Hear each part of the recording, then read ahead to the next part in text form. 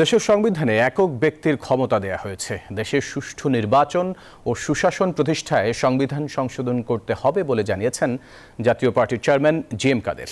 তিনি জানান, রাজনীতি ও দল বাঁচাতে 2024 সালের নির্বাচনে অংশগ্রহণ করেছিল জাতীয় পার্টি।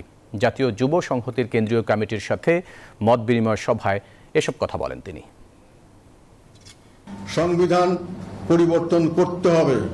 সংবিধান যেটা আছে সেটাকে পরিবর্তন করা যাবে যদি পঞ্চদশ সংশোধনীকে বাতিল করা হয়। পঞ্চদশ সংশোধনীতে এমন অনেক জিনিস আছে যেটা সংবিধানের 1/3 কোনো সময় পরিবর্তন করা যাবে না। এই কথাটি কোনো যুক্তিসঙ্গত কথা নয়।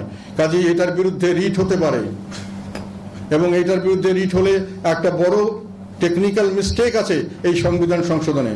সেটা আমি আইনজ্ঞ না, তবে বলছি সেটা হলো বিশ্বমানের থার্মিক্স রড, সালাম স্টিল থার্মিক্স, দেশের একমাত্র থার্মিক্স রড।